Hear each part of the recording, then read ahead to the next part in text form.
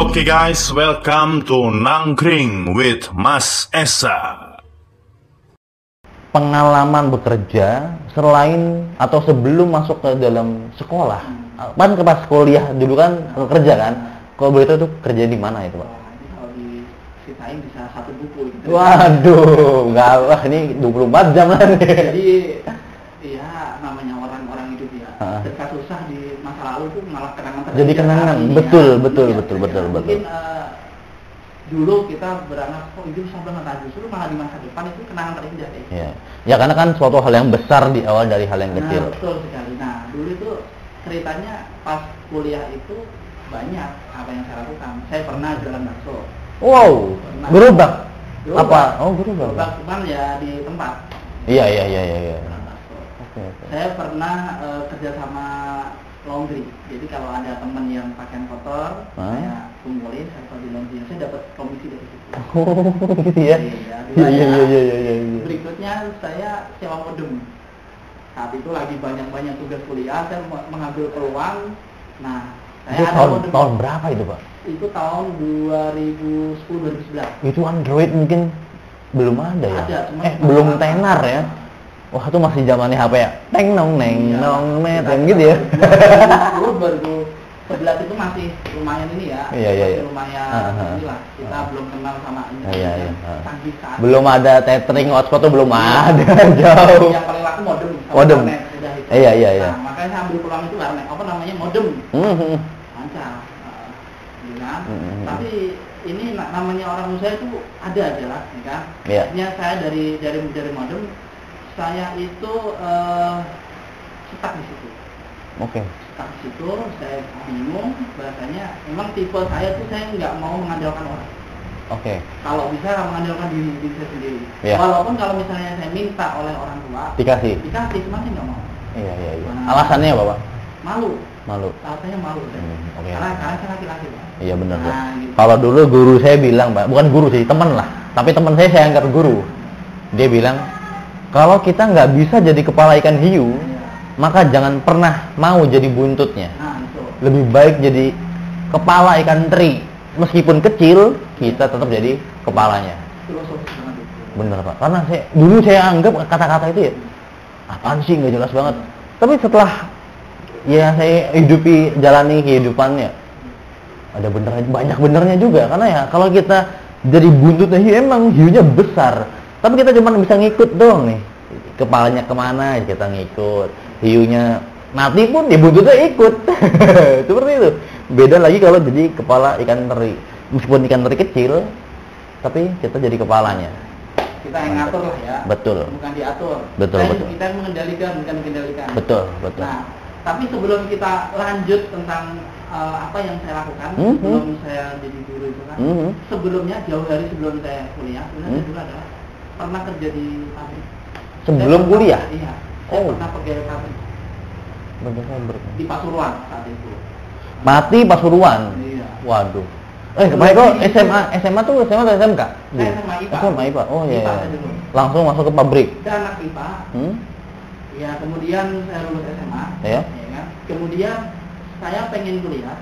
Cuman ya namanya orang kan kadang-kadang ini ya. Saya pengen kuliah, setelah lulus langsung kerja.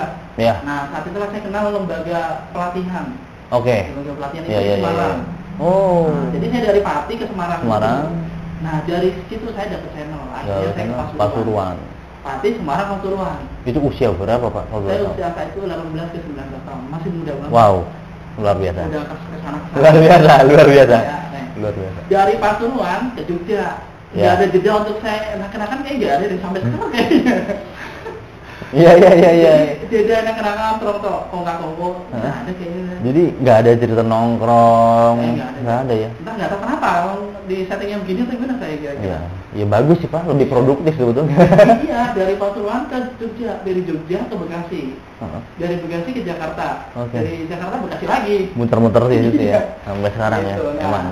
Itu saya pernah kerja di pabrik. Pabrik apa itu Pak? Ya, boleh disebut itu merek nggak? Boleh lah, nanti kan bisa di sensor. Panasonic. Oh. Nah, itu saya kerja di.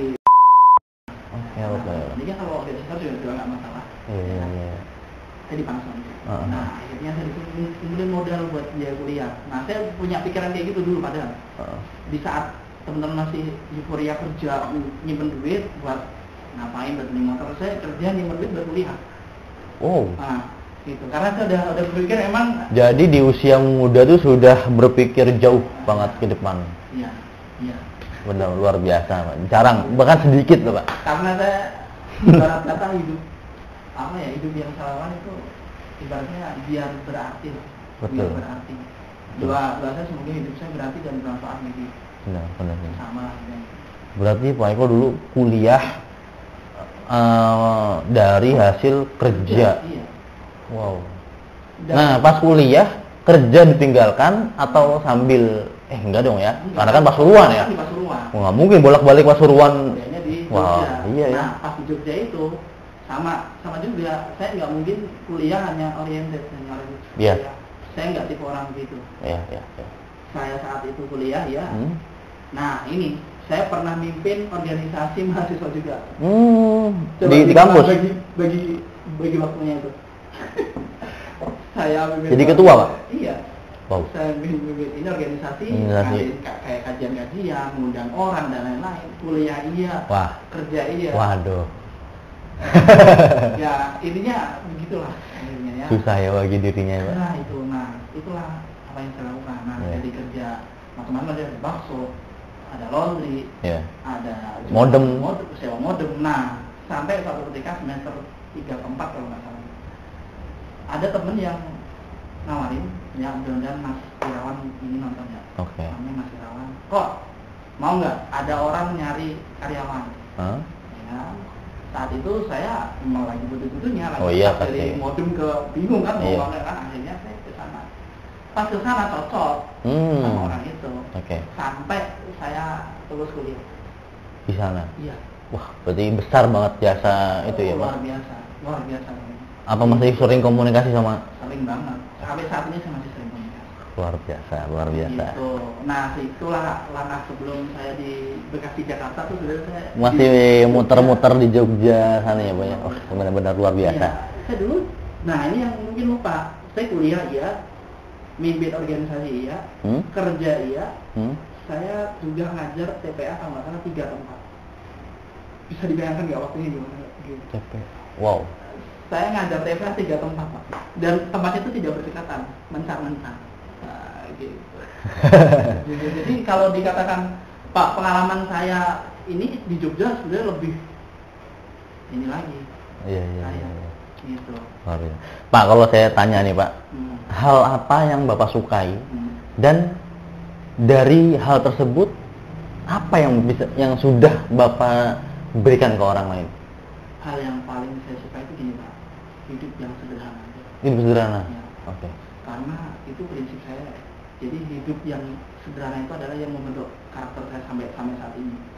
Saya bisa aja, mungkin saat ini ya, saya bisa aja ya beli ini, cuman saya nggak mau. Ya, saya percaya Pak. Ya kan? Iya. Saya karena prinsip saya adalah hidup sederhana itu sangat membantu kita untuk mengatasi satu sombong. Betul. Ya kan? Betul. 2, mungkin dengan hidup kita banyak teman. Terus berikutnya hidup itu sederhana kita apa intinya ya? Iya, lebih dekat kepada Allah. Iya, menurut saya Pak. Kita nggak boros juga sebetulnya, itu yang paling penting sih. Iya. Karena kan biasanya ya Pak ya, biasanya orang semakin tinggi atau semakin bagus kualitas ekonominya, biasanya semakin jauh juga dari agamanya. Biasanya sih, ya semoga aja saya salah. Semoga aja. Itu sangat apa ya? Menurut saya itu hal-hal yang semacam itu tuh bagi saya itu sangat besar Pak. Terus tadi apa? Selain apa yang saya suka apa tadi? Dari hal tersebut yang Bapak suka itu, yang sudah Bapak berikan ke orang lain apa? Dari hal itu? Berarti dari yang sederhana itu apa yang udah Bapak berikan ke orang lain? Mungkin saya lakukan itu hidup sederhana itu intinya contoh Pak. Contoh, karena saya punya adik juga. Saya kan anak pertama. Saya punya adik 3. Dan saya punya murid banyak. Oh iya. Ya kan? Kalau saya minimal menerapkan pada diri saya ini loh, saya udah bisa, maksudnya baru bisa berusaha hidup ini sederhana, yang efeknya kan bagus kan ya. Iya. mereka kan melihat, mungkin itu kan ya, mereka melihat. Ya jadi motivasi buat orang lain, Pak. Itu, mungkin mereka belum melihat itu. Dan memang saya bukan itu sederhana, bukan saya pamerkan juga. Justru kesederhanaan yang dipamerkan malah nggak bagus. Kesederhanaan yang dipamerkan tidak bagus. Kecuali orang nanya. Oke, paham. Nah, gitu. Ya sekarang orang kaya pamer nggak bagus. Ya. Nah ini orang sederhana pamer apa yang dipamerin gitu loh, Pak. Logikanya sih gitu aja. Saya mungkin bisa menarik ini simpati orang itu yang nggak oke, memanfaatkan keadaan. Lagi marah itu, Pak. Karena yang dipamerkan sehingga orang banyak orang yang kasihan, simpati. Malah nggak bagus sebetulnya. Iya benar, Pak. Jadi biarkan diri kita, keluarga kita dan Allah yang tahu kesederhanaan kita. Betul. Jadi orang lain tuh nggak usah tahu lah. Ya. Biar kita yang yang sederhana lah. Pak Eko sampai saat ini kan sudah banyak malang buana, ikut kerja di sini, kerja di situ. Kalau saya boleh tahu, Pak, pendidikan bukan formal berarti ya, pendidikan dari rumah ya, dari orang tua Pak Eko sendiri di Pati berarti ya, yang sampai saat ini masih tertanam dalam hati Pak Eko, sampai dipegang teguh. Bapak saya ngajarin ini atau ibu saya ngajarin ini, sampai detik ini Pak Eko pegang. Itu apa, Pak, kalau boleh tahu? Ada 3, Pak. Oh, ada 3? Ada 3. Yang pertama apa tuh, Pak? Yang pertama, kita punya maupun tidak punya, kita harus punya sifat laku prihatin. Oke. Ya. Karena laku prihatin ini lebih mendekatkan ketakwaan. Laku prihatin. Nanti bisa dicari banyak ya, artinya prihatin maksudnya apa itu prihatin. Itu yang saya pegang. Terus yang kedua, jangan merasa sok bisa. Oke. Itu kata orang tua saya. Biarpun kamu bisa, jangan merasa sok bisa. Iya, betul. Yang pertama prihatin. Yang kedua jangan merasa sok bisa. Terus yang ketiga belajarlah berbagi. Oke. Itu. Berbagi ilmu. Apapun itu. Berbagi rezeki. Iya. Berbagi pengalaman. Nah ini kan lagi sering berbagi pengalaman. Iya benar. Nah 3 itu yang saya pegang teguh dari orang tua. Minimal dari ketiga itu ya gantian. Saat ini saya harus prihatin, saat ini saya harus jangan merasa bisa, karena kalau orang udah merasa bisa di situ stop, nggak akan ada nambah ilmu. Makanya saya tuh merasa diri saya tuh justru semakin banyak belajar dalam tanda kutip, saya tuh malah merasa bodoh sebetulnya. Itu yang saya rasakan, Pak. Itu yang saya rasakan. Saya kuliah, semakin tinggi saya kuliah atau semakin banyak saya masuk kelas, saya bukan merasa pintar, Pak, merasa bodoh, merasa saya tuh nggak bisa apa-apa. Tapi ya itulah tolabul ilmiah seperti itu, Pak. Itu prinsip loh, makanya sebetulnya. Jadi jangan pernah merasa bisa kita ilmu ibaratnya kayak ditutup. Iya, betul. Ya ibarat kata ini gelas kosong diisi air, kalau gelasnya kosong diisi air, airnya akan ngisi, Pak. Tapi kalau gelas penuh, nggak mungkin. Ya luber kemana? Tutup. Ya, itu jelas. Masuk enggak, keluar banyak. Makanya jangan merasa bisa, apalagi merasa sok bisa. Karena memang penyakit yang susah untuk diobatkan, yaitu penyakit merasa pintar, merasa jago, merasa bisa, merasa soleh lah ya. Soleh. Wah, itu bahaya itu, merasa soleh. Iya. Merasa soleha juga ya. Soleh kena. Iya. Kalau gini Pak Isa. Kalau kita merasa bisa dan kita beneran bisa, itu masih lumayan. Bisa, tapi bisa merasa bisa. Jadi orang bisa dan dia merasa bisa. Itu masih lumayan. Tapi masih ada. Karena ada skillnya. Masih ada sisi positifnya ya. Ada sisi negatifnya, sombong dan lain-lain. Tapi udah nggak bisa, merasa bisa, itu sekarang banyak terjadi sekarang. Akhirnya kacau semua. Udah nggak bisa, merasa bisa. Iya. Waduh.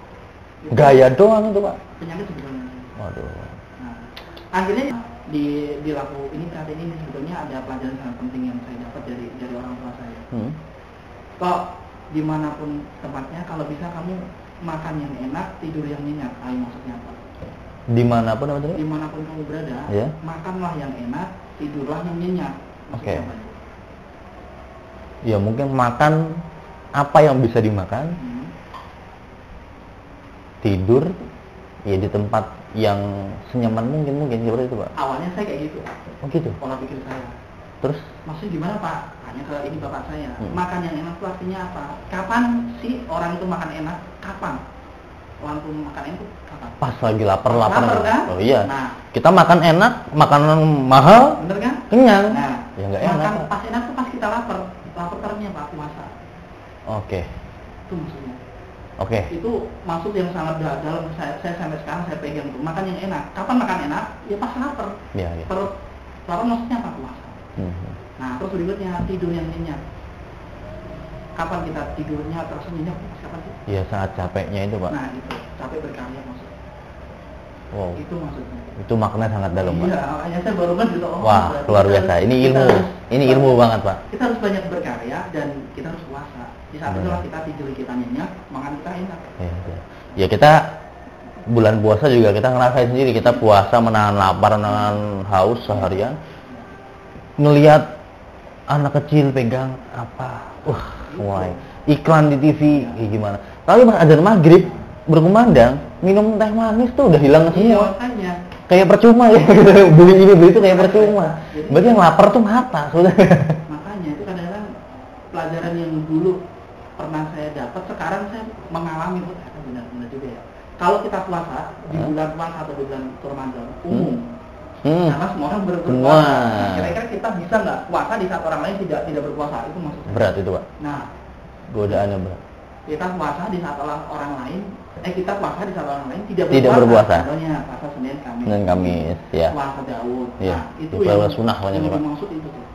Banyak banget Kalau godaannya. misalnya benar-benar ditelusuri, itu kayaknya insya Allah benar. Jadi itu. Kalau apa sih hal yang paling penting untuk Pak Eko yang membuat Pak Eko tuh tidak pernah menyerah? Hal penting dalam hidup Pak Eko yang mana dengan hal tersebut Pak Eko nggak akan pernah menyerah. Itu apa itu? Ingat orang tua. Ingat orang tua. Ingat orang tua. Yang memang sebesar peran orang tua memang sangat besar Pak. Saya kalau ingat orang tua, sifat mau saya hilang. Oh gitu ya. Ya. Jadi cara untuk menghilangkan malas gampang sebetulnya. Ingatlah orang tuamu. Mesti gampang. Iya, ya karena dalam kandungan ibu aja kita sudah Iya. 9 bulan. Kita belum lahir, kita udah ngerepotin ibu kita 9 bulan. Itu nggak waktunya sebentar, Pak. Saya Lama. ingat orang tua. Dalam kandungan, dibawa kemana-mana, nggak mungkin. Itu bukan portable. Makanya. Mau ke pasar, taruh dulu. Nggak begitu ya. Oh iya Pak, Iya. Pak Isa, tahu nggak kisahnya Nabi Yusuf saat tergoda oleh Siti ini Zulaikha? Iya, gimana? Dia tuh sebetulnya kalau kita orang awam mungkin kita akan tergelincir tuh cantiknya orang kayak gimana, ya kan melihatnya kita apalagi lagi apa Iya. normal lah Ya, betul. kita dilihatin begitu kan. Ya, oke lah. Kalau nggak setelah Nabi Yusuf kita kayak gimana coba? Hmm. Nah saat itu Nabi Yusuf pun sama sebetulnya. Cuma Nabi Yusuf diperlihatkan wajah orang tuanya. Oh gitu. Jadi dia tuh sadar untuk menjauhi perbuatan zina karena dia ingat wajah. Diperlihatkan wajah orang tuanya. Oh, berarti Allah memperlihatkan wajah. orang tuanya. Bapak. Jadi sebegitu sayangnya Allah terhadap Nabi Yusuf. Iya. Bapak menghindari. Ya, Makanya- di sisi lain Yusuf sadar bahwasanya bapaknya adalah Nabi juga. Orang yang mukmin, iya. orang yang soleh. Masa iya, iya. Kalau orang tua soleh, pasti sebagai anak mesti kita malu. Iya sangat benar Pak. Kenapa anak-anak sekarang itu melunjak, menjadi susah diatur? Mungkin bisa dikembalikan sebagai orang tua tuh kita sudah benar belum sih? Oh, anak kita kayak gini. Iya. Kalau Kadang orang kita, tua kadang kita saya potong Pak. Hmm. Di sekolah Iya. kita juga kadang berpikir seperti itu. Iya. Di saat anak didik kita, kok kelakuannya seperti ini? Kadang kita juga berpikir, Pikir.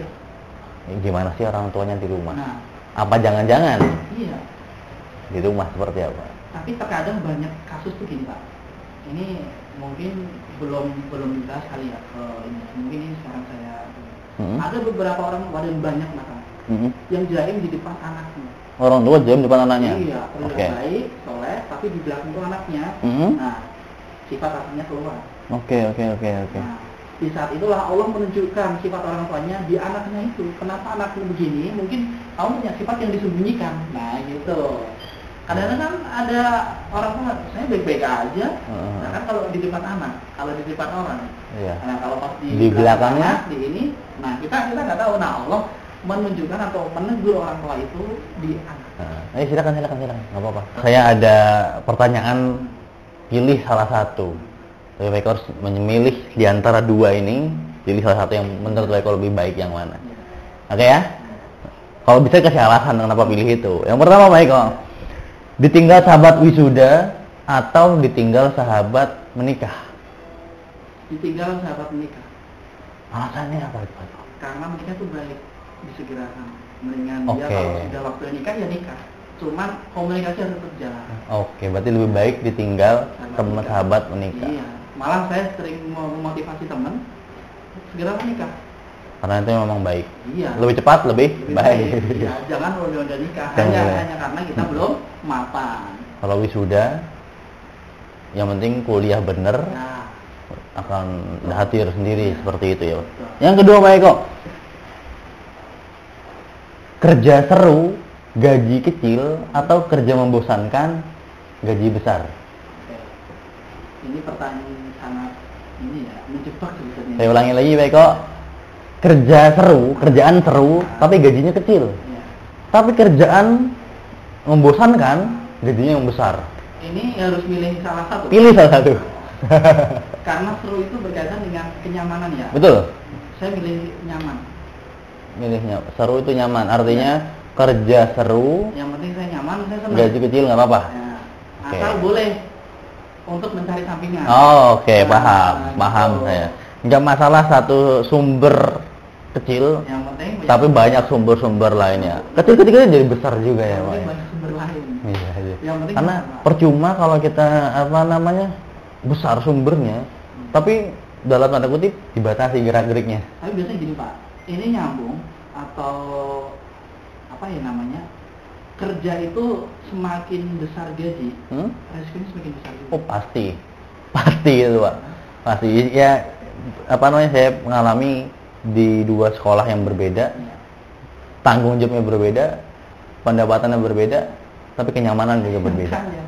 Jadi gaji besar itu resikonya juga besar, Ya. tuntutannya besar, Lebih banyak Pak. dan Iya. itu sangat membuat orang itu tertekan kali ya. Stres Betul. apa ya? Iya benar. Iya. Ya kerja jadinya di bawah tekanan orang lain. Ya, apalagi udah gaji kecil banyak tekanan. Astagfirullahaladzim. Langsung aja. berat itu Dan Pak. kita doanya gaji besar seru. Nah, Oke. itu doanya begitu. Oke. Pertanyaan selanjutnya Pak Eko. Hidup sederhana hasil keringat sendiri atau hidup berkecukupan pemberian dari orang tua? Nah, prinsip saya tadi kan Ya. sudah jelas kan tadi kan Lebih sudah jelas baik, ya. ya. Lebih baik hidup sederhana, keringat sendiri Daripada- ya, begitu dari dulu. Mm. Karena apa? Lebih berwibawa kita. Ya. Nah, Harga diri seorang harga laki-laki. diri laki-laki. Kenapa? Oke lah kita cukup, mobil dikasih, rumah dikasih, cuma dikasih dari orang tua. Apa yang dibanggakan? Ya, dan ada ini Pak. Jadi kalau apapun dikasih, memang kita kadang-kadang rumah dikasih, mobil dikasih, Ya. kadang beras juga dikasih misalnya ya, Oh. dari orang tua ataupun mertua. Ya. Oke lah sampai saat ini kan aja. Heeh.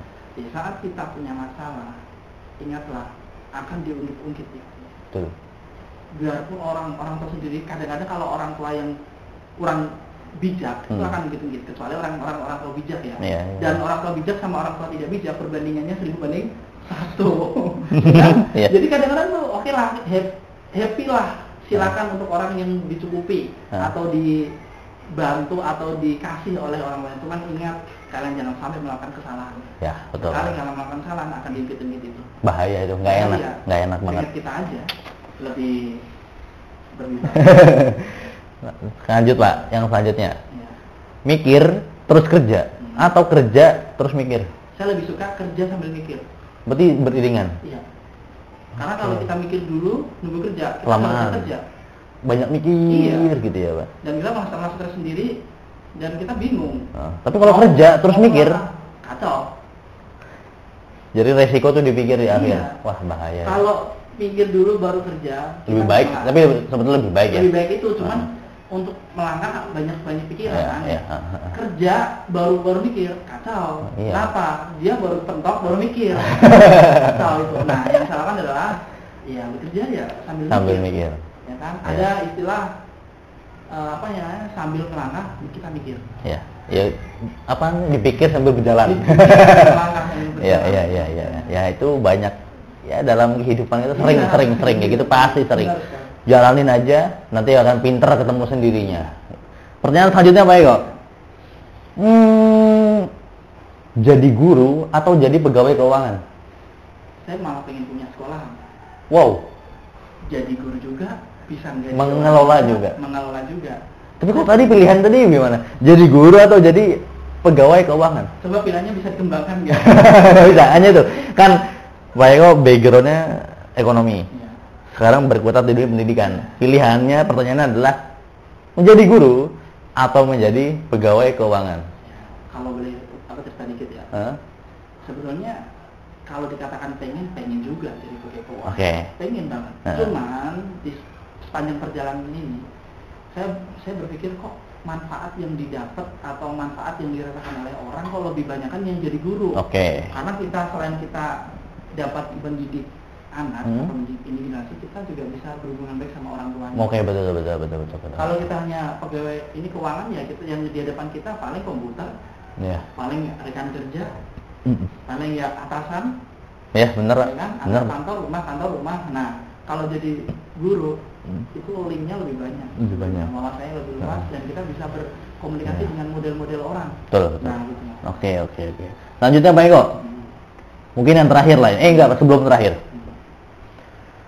Tertatih-tatih tapi berada di jalur agama atau hidupnya lancar tapi jauh dari agama. Saya lebih suka yang pertama. Tertatih-tatih. Iya. Karena apa tuh Pak Eko? Karena contoh kita Nabi Muhammad perjalanan hidupnya tidak mudah. Tidak mulus ya. Mandi keringat, mandi darah, dilempar kotoran, dihina, itu sakit hati nggak kira-kira? Wah sangat Pak. Nah. Sekarang gini Pak, dilempar kotoran itu udah luar biasa. Kita sekarang Enak-enak sholat, dilempar kotoran, itu saja gimana? jangan kotoran deh Pak. Sendal. Lagi naik motor, orang depan ngeludah, nggak sengaja kita di belakangnya. Iya. Pasti kita emosi Pak. Minimal serempet. Iya. Woi. Karena gini Pak, karena ada yang bilang gini, akhir zaman itu nanti kita memegang agama itu seperti memegang bara api. Jadi emang terterintegrasi, tapi kita tetap di Jalur agama. Itu lebih enak karena tujuan kita bukan di dunia, Tapi tujuan kita di nanti akhirat. ketemu Allah. Ya, karena kehidupan kita yang kekal, Ya. ya sini hanya singgah aja ya Pak ya. Karena tadi yang kedua apa, hidup enak, Hidup Gimana? lancar, tapi jauh dari agama. tapi itu sementara, bener nggak? Iya. Lancar, tapi nggak selamanya kan? Sementara. Iya benar. Nah, saya milih lebih yang pernah tadi tapi di jalur Jalur agama. agama. Dan ujung-ujungnya insya Allah kita ketemu Allah. Benar. Jauh dari agama, Wah nggak mau saya. hidup di dunia oke, Iya. baik, Iya. semua tercukupi, Iya. tapi setelah nyawa kita hilang, nyawa kita diambil, Iya, karena itu sementara. Dan saya nggak mau kalau jauh dari saya nggak mau. Kalau saya bisa ya, emang bagian dari hidup saya hampir seluruhnya ya agama. iya. Karena tadi Pak Eko bilang dakwah 60%, Iya. sisanya materi. Materi. Ya itu udah kejawab sebetulnya. Yang terakhir Pak Eko, pilihan yang terakhir, Iya. dihormati atau dikenang. Nah, saya tipe orang yang nggak gila hormat. Udah ini jawab kan? Nah, artinya lebih baik dikenang, otomatis dikenang karyanya, Karyanya, dikenal sosoknya. sosoknya. Saya nggak gila hormat ini. Nah, yang artinya suatu ketika pas kita nggak ada, Ya. generasi setelah kita mengingat, wah dulu Pak Eko gini. Wah, Karena gini Pak, orang kalau dihormati, sekali dia tidak dihormati, dia marah. Iya, Benar nggak? betul. Tersinggung. Oh saya kok nggak dihormati? Nah, itu nggak banget lah bagi saya. Dan saya tidak gila hormat. Kenapa? Hidup kita bukan pengen dihormati kok. Hidup kita pengen ninggali yang baik-baik. Betul, Ya betul. kenangan tadi itu. Ya. Nah, Di bawah hanya tanah, di atas hanya langit. ya itu. Kita semua berdiri di tempat yang sama. Di antara, di antara kan. Ya. sama sebenarnya kita Iya. sama. Ya itulah ya kehidupan ya Pak ya. Nah, Banyak-banyak apa ini namanya? mungkin pelajaran yang sangat ini berarti ya. Sebenarnya kita semua itu siswa, Pak. Kita semua itu siswa, dan masing-masing siswa, apakah kita pernah lihat siswa bikin raport untuk siswa lain? Pernah Nggak ada. Nggak ada kan? Raport ya? Nggak ada. Nggak ada kan? Nggak ada. Jadi yang bikin raport tuh siapa? Gurunya. Guru. Nah, kita semua tuh dalam rangka siswa yang bikin raport Allah nanti. Oke. Jadi kita jangan Yaumul raport hisab kita- nanti kita Iya. akan diperlihatkan. Kita jangan apa yang namanya, satu, kadang-kadang kita menganggap rendah orang. Oke, betul. Itu nggak boleh. Kenapa? Itu sama aja kita memberi raport orang lain, itu nggak boleh, nanti Allah marah. Ya kan? Terus ini berikutnya, merasa paling benar. Nah, itu saya nggak suka. Yang tadi pesan orang tua. Ya, jangan merasa paling benar. Karena apa? Kita merapoti diri kita sendiri. Jadi kita nggak boleh ngasih raport ke orang lain, kita nggak boleh membuat raport kita. Apakah ada murid bikin raport diri sendiri? Nggak ada. Nggak ada. Nggak ada. Nah, itu. Tapi kalau murid berjuang untuk rapot yang nilai terbaik, Nah, harus. betul. Dan itulah tugas kita sebagai manusia. Sama-sama murid apa, Pak? Berkompetisi. Ya. Sama. Fastabiqul khairat. Wah. Oke. Oke, baik kok. Nih terima kasih banyak atas waktunya. Tapi sebelum diakhiri, seandainya nih, andai kan waktu dapat berputar kembali. Jadi lagu ini, Pak Eko. Seandainya waktu dapat berputar kembali, apa sih yang ingin Bapak perbaiki? Itu sebetulnya 2 hari yang lalu saya sempat berpikir, itu kok nyambung dengan pertanyaan ini. Wah, berarti kita ada kontak batin ya, Pak? Ya, jadi seandainya waktu itu diputar kembali, mungkin saya mau mondok setelah lulus SD. Wow, lulus pesantren? Kemarin saya memang merasakan suasana pesantren, cuman pas kuliah berpesantren. Iya. Ya kan? Kuliah iya, nyantri iya. Iya, Nah, iya. tapi sebetulnya sih gini, Pak. Dulu zaman kecil tuh saya emang ini madrasah. SD pagi sampai siang, siang sampai sore itu madrasah. Oh iya, iya, Nah, ada.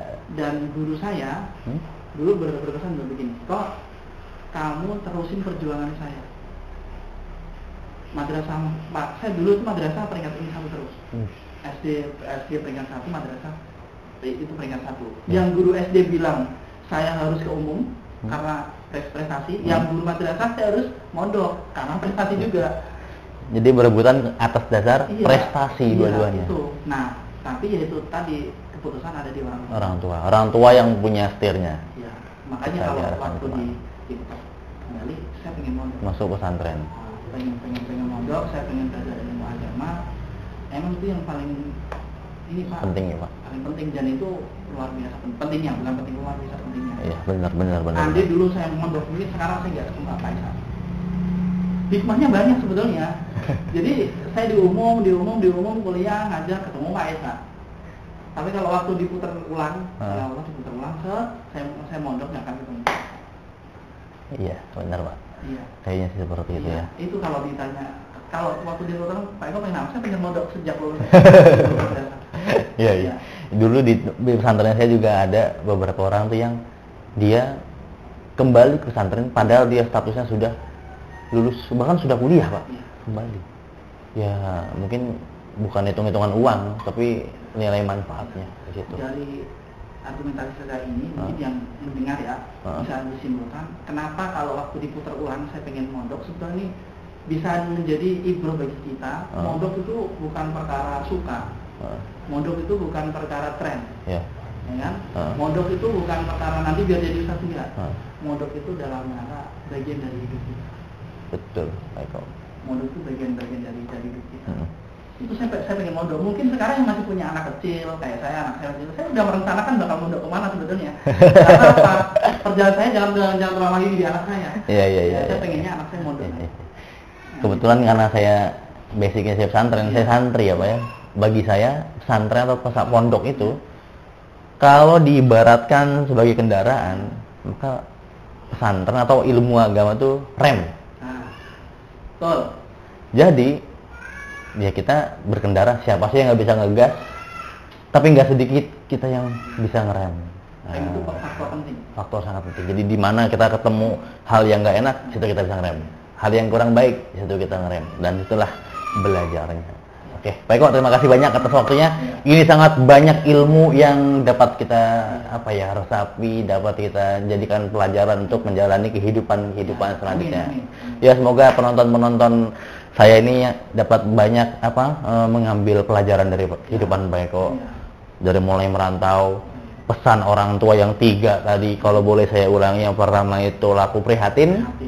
Yang kedua itu jangan merasa bisa. Yang ketiga belajar berbagi, itu sangat penting. Berbagi apapun itu ya, baik rezeki, ilmu dan lain sebagainya. Pendapatan juga bisa ya. Boleh. Bagus ya.